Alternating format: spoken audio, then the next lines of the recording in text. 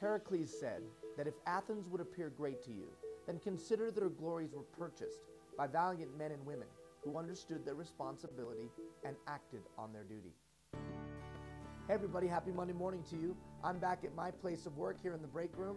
I'm sure you're back to your place of life or work. It was a pleasure to meet all of you, get to hang out with you for a couple days. What an incredible conference, phenomenal speakers, wonderful information. But as I said to you on Friday afternoon, if we all go back to our place of life on Monday morning and everything is exactly the same, then our time together was a waste. I believe that you have tremendous opportunity, phenomenal and unlimited potential. You have a chance, in my opinion, to do something that would define history, let alone make a significant impact in your region, Alberta, Canada. I think you could literally define history. You have that potential. But how do we see and seize that opportunity and maximize that potential?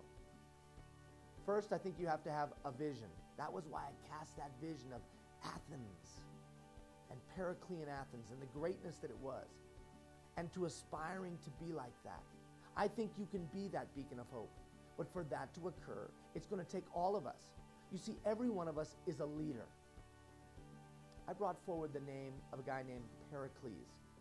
Pericles was a leader, but he had no more authority than 9 others. He was able to get things done because he was able to exert influence. He understood what it took.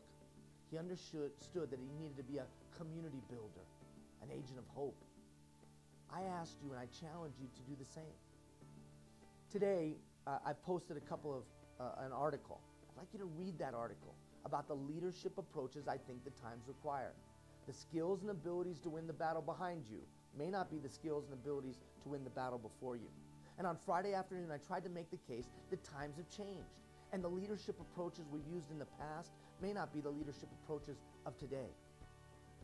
I also tried to make the case that if you always do what you've always done, you'll always get what you've always got.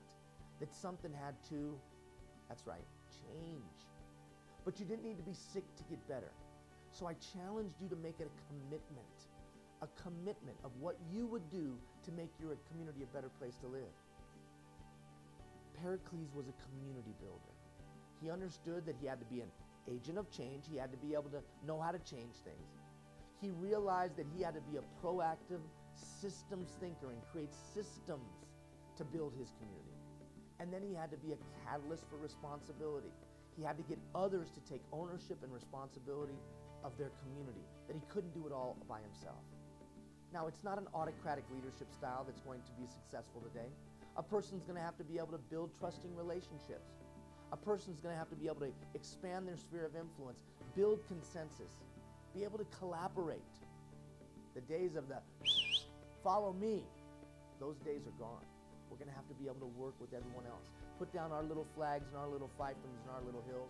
Why? Because the problems are too complex, too difficult, and too challenging for any one person or any one brain to solve.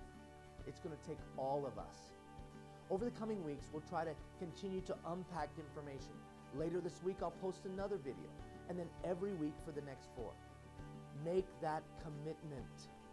Make that commitment of what you'll do to make the world a little bit better tomorrow than you found it. Remember what Marcus Aurelius said, upon the actions of one rests the fate of all. History's in your hands. You can be the community builder. And I know that through your efforts, your energy, that you'll make a difference. And the cumulative effect of all of us who were in the room on that Friday afternoon, going back and doing our part, will be that we'll have a better northern region, we'll have a better Alberta, we'll have a better Canada, and eventually we'll have a better world. Thank you. Take care, everybody.